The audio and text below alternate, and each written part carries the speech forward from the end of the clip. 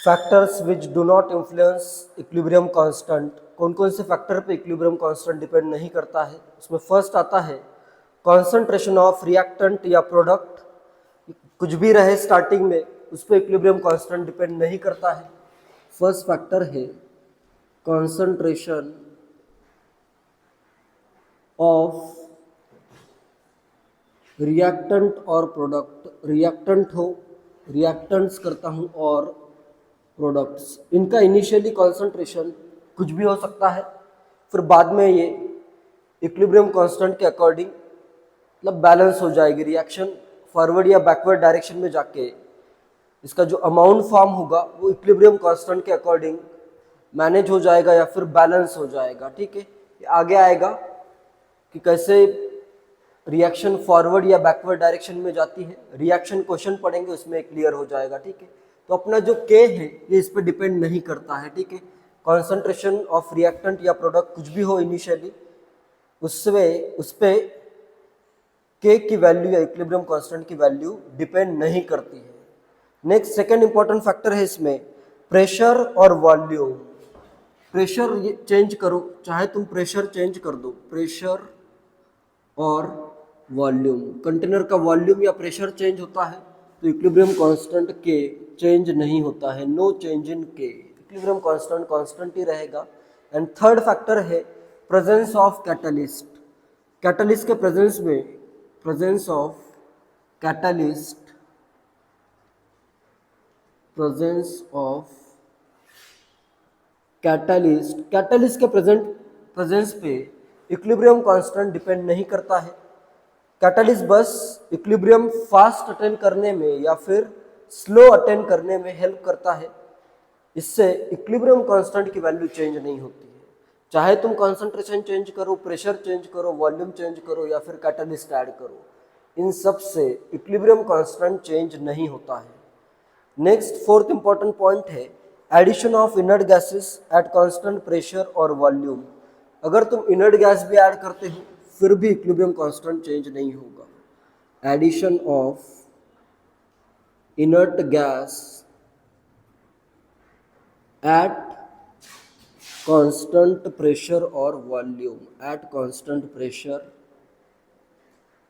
और volume, inert gas भी अगर ऐड करते हो तो उससे इक्विलिब्रियम कांस्टेंट चेंज नहीं होगा। तो इक्विलिब्रियम कांस्टेंट किस पे डिपेंड करता है, किस फैक्टर्स पे डिपेंड करता है, वो ज़्यादा इंपॉर्टेंट है। Factors which influence the equilibrium constant.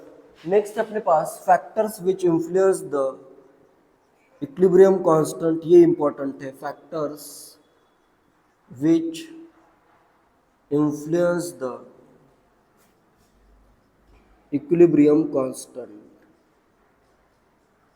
कौन कौन से फैक्टर पे इक्विलिब्रियम कांस्टेंट डिपेंड कर सकता है, ये इंपॉर्टेंट है। इसमें फर्स्ट आता है mode of representation of reaction. Reaction किस वे में रिप्रेजेंट किया है रिएक्शन को, उस पर तुम्हारा के डिपेंड करता है। फर्स्ट आता है mode of representation of reaction, mode of representation of reaction, ये अपन ने already characteristics of equilibrium constant में पढ़ा है। अगर मैं रिएक्शन को H2 गैस की रिएक्शन में करता हूँ I2 गैस के साथ और इससे मैं फॉर्म कर देता हूँ 2HI गैस, इसके लिए इक्विलिब्रियम कांस्टेंट मैं देता हूँ K, और इसी ये एक हो गया, it is one of the mode of representation of reaction and this reaction can be represented in another way, या अनदर मोड क्या हो सकता है इसका, 2HI gas giving H2 gas plus I2 gas, इस वे में भी रिप्रेजेंट किया जा सकता है। ये सेकेंड इसका मोड है। तो इसके लिए इक्विलिब्रियम कांस्टेंट क्या आ जाएगा, इसके लिए आ जाएगा इसका इनवर्स k का पावर -1 या 1/k आ जाएगा। तो मोड पे represent factors which influence equilibrium constant, तो फर्स्ट है mode of representation of reaction, इस वे में भी रिएक्शन को रिप्रेजेंट कर सकते हो तो के है। इसी को अगर मैं रिवर्स डायरेक्शन में रिप्रेजेंट करूं तो उसके लिए इक्विलिब्रियम कांस्टेंट क्या हो जाएगा, 1/k। तो ये चेंज हो गया इक्विलिब्रियम कांस्टेंट। सेकंड आता है stoichiometry of the reaction. Second factor क्या है, stoichiometry, stoichiometry of the reaction. Reaction के स्टोइकियोमेट्री पे भी डिपेंड करता है। जैसे ये रिएक्शन है, इसका इक्विलिब्रियम कांस्टेंट K है, और अगर इसी को मैं लिखूँ half H2 gas plus half I2 gas giving 2 HI हो जाएगा यहाँ पे HI गैस। तो इसके लिए K की वैल्यू क्या आएगी? इस रिएक्शन को मैंने हाफ से मल्टीप्लाई किया है तो इसका K आएगा इस K का पावर 1/2। n से अगर मल्टीप्लाई करते हो तो इक्विलिब्रियम कांस्टेंट हो जाएगा K to the power n। तो सेकंड है stoichiometry of the reaction. And third आता है factor which influence the equilibrium constant, it is temperature. Third factor है टेम्परेचर। टेम्परेचर पे इक्विलिब्रियम कांस्टेंट कैसे डिपेंड करता है ये देखते हैं। इसके लिए आता है Van't Hoff equation. Van't Hoff equation से you can find the dependence of temperature of dependence equilibrium constant, how it depends on the temperature। ये आएगा want of equation से। factors which influence equilibrium constant में first factor था mode of representation of reaction, किस वे में reaction represent की है उस पर डिपेंड करेगा। नेक्स्ट फैक्टर था स्टोइकियोमेट्री ऑफ द रिएक्शन। अगर कुछ n फैक्टर से मल्टीप्लाई करते हो तो K भी क्या हो जाएगा? K to the power n हो जाएगा। And next equilibrium constant depend करता है टेम्परेचर पे। तो नेक्स्ट आता है एक इक्वेशन आता है, उसे कहते हैं want Hoff equation. Van't Hoff equation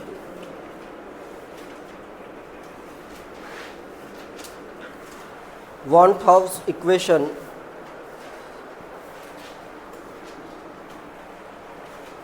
equilibrium constant temperature पे कैसे डिपेंड करता है? बहुत इजी है। इसमें आता है अगर मेरे पास T2 टेम्परेचर पे इक्विलिब्रियम कांस्टेंट मैं करता हूँ, K2 is equilibrium constant at temperature T2 करता हूँ एंड K1 करता हूँ। K1 is equilibrium constant at temperature T1 करता हूँ, ठीक है। And next enthalpy of reaction करता हूँ मैं, delta H is enthalpy of reaction. जो भी रिएक्शन हो रही है उसकी एंथैल्पी है। एंड R तो क्या होता है? Capital R universal gas constant या गैस कांस्टेंट होता है। तो इसमें क्या रिलेशन है?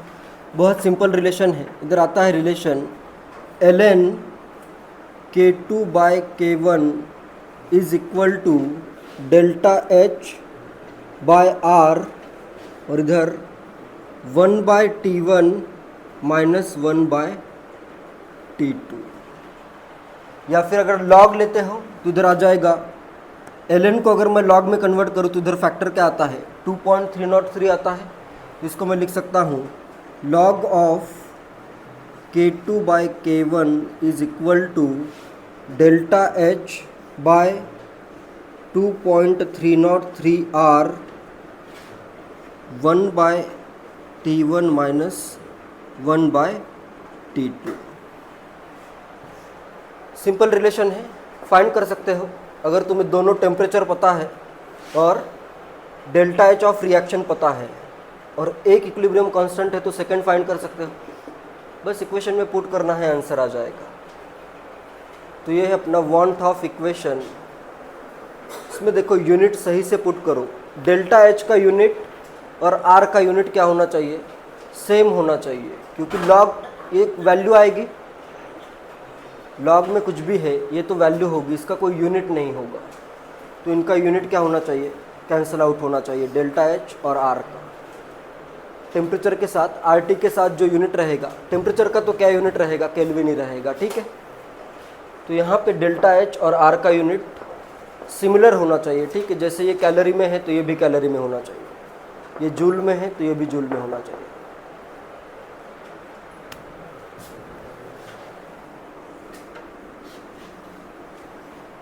इसे कहते हैं वांट ऑफ इक्वेशन। इसका डेरिवेशन मैं आगे बताऊंगा, ठीक है। डेरिवेशन भी है, सिंपल डेरिवेशन है। अलग अलग रिएक्शंस में डेल्टा एच की वैल्यू डिफरेंट होगी, तो मैं 3 टाइप में रिएक्शन को डिवाइड करता हूँ। फर्स्ट टाइप में करता हूँ non thermic reaction. Non thermic reactions कितने टाइप की रिएक्शन होती है जनरली? एक तो होती है एंडोथर्मिक, सेकेंड होती है एक्सोथर्मिक, और दोनों टाइप में जो नहीं आएगा वो क्या रहेगा? Non thermic. नॉन थर्मिक के लिए डेल्टा एच की वैल्यू होगी 0। डेल्टा एच अगर 0 है तो अपने पास क्या आ जाएगा? ln k2, ये तो 0 हो गया, क्या आ जाएगा? ln k2 minus ln k1 या log k2 minus log k1 is equal to 0। क्या आ जाएगा? k1 is equal to k2, k2 is equal to आ जाएगा k1। टेम्परेचर जनरली मैं एज्यूम करूँगा T2 is greater than T1, ये assume करता हूँ, ठीक है। दो अलग अलग टेम्परेचर है, T2 जनरली ग्रेटर लेना है एज कंपेयर टू T1। तो इसमें for non thermic reaction change in temperature have no effect on equilibrium constant, ठीक है। इक्विलिब्रियम कांस्टेंट इसका टेम्परेचर चेंज करने पे भी चेंज नहीं होगा। क्लियर है सबको? एंड सेकंड आता है, सेकंड करता हूँ endothermic reaction. Endothermic reactions, endothermic reactions के लिए डेल्टा एच क्या होगा? पॉजिटिव होगा। डेल्टा एच अपना है ग्रेटर दैन 0 या पॉजिटिव है। डेल्टा एच अगर पॉजिटिव है तो इसको मैं इस वे में लिखता हूँ, देखो log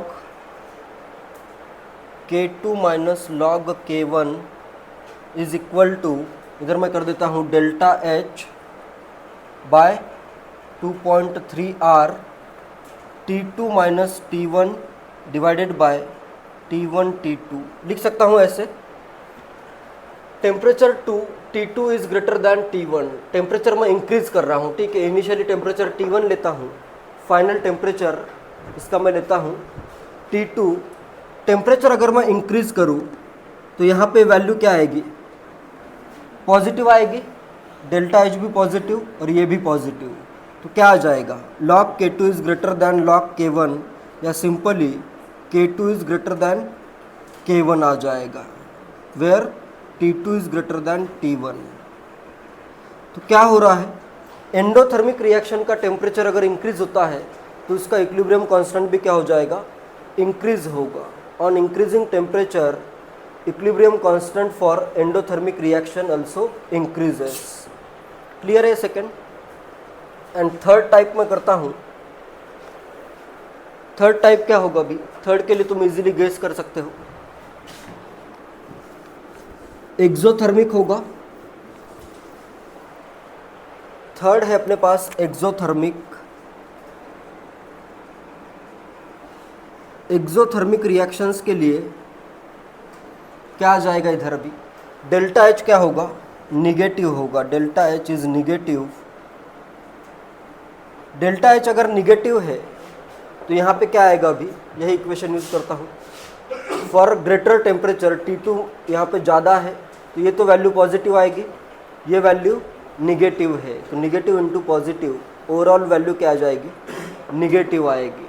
तो ये वैल्यू अगर निगेटिव है तो क्या होगा? log k1 ज़्यादा होगा, ठीक है। तो क्या आ जाएगा? k1 is greater than k2 where T2 is greater than T1। On increasing temperature value of equilibrium constant decreases for exothermic reactions. Clear है ये? टेम्परेचर इंक्रीज होगा तो एक्सोथर्मिक रिएक्शन का इक्विलिब्रियम कांस्टेंट क्या हो जाएगा? डिक्रीज हो जाएगा। लॉजिकल भी है। देखो एंडोथर्मिक रिएक्शन को क्या चाहिए? हीट चाहिए। अगर ज़्यादा हीट मिलती है, ज़्यादा टेम्परेचर मतलब ज़्यादा हीट, तो एंडोथर्मिक में क्या होगा? इक्विलिब्रियम कांस्टेंट बढ़ जाएगा। रिएक्शन से प्रोडक्ट फॉर्म हो रहा है, उसमें कुछ एनर्जी कंज्यूम हो रही है, ठीक है। तो यहाँ पे अगर ज़्यादा टेम्परेचर तो ज़्यादा एनर्जी मिल सकती है, तो ज़्यादा एनर्जी कंज्यूम करके रिएक्शन ज़्यादा फॉरवर्ड जाएगी तो इक्विलिब्रियम कांस्टेंट इंक्रीज हो जाएगा इस केस में। क्लियर है? तो तीनों पॉइंट इंपॉर्टेंट है। A schematic plot of K equilibrium versus inverse of temperature for a reaction is shown in the figure. The reaction must be endothermic reaction होगी, exothermic होगी, one with negligible enthalpy change, highly spontaneous at ordinary temperature. Endothermic होगी या exothermic होगी reaction? यहाँ पे देखो 1/T increase हो रहा है, मतलब टेम्परेचर डिक्रीज हो रहा है. ऑन डिक्रीजिंग टेम्परेचर के क्या हो रहा है? इंक्रीज हो रहा है. टेम्परेचर डिक्रीज होने पे के अगर इंक्रीज होता है तो डेल्टा एच क्या होगा? यहाँ पे निगेटिव होगा. ठीक है, तो रिएक्शन क्या होगी? एक्सोथर्मिक रिएक्शन होगी. ठीक है, क्लियर है सबको? ये आंसर आ जाएगा एक्सोथर्मिक. IIT JEE 1981 में क्वेश्चन आया है. For the reaction H2 gas plus I2 gas giving 2HI gas the equilibrium constant Kp changes with, first है टोटल प्रेशर, सेकंड है कैटलिस्ट, थर्ड है amount of H2 and I2 present and fourth है temperature. क्या आएगा answer? Temperature आएगा. कल अपन ने देखा था factors which do not influence equilibrium constant. Initial concentrations हो, प्रेशर्स हो, या वॉल्यूम हो, या फिर कैटलिस्ट हो, इन सब से इक्विलिब्रियम कांस्टेंट चेंज नहीं होता है. ठीक है, गिवन टेम्परेचर पे इक्विलिब्रियम कांस्टेंट क्या रहेगा? एक कांस्टेंट वैल्यू रहेगी. ठीक है, तो यहाँ पे आंसर आ जाएगा टेम्परेचर.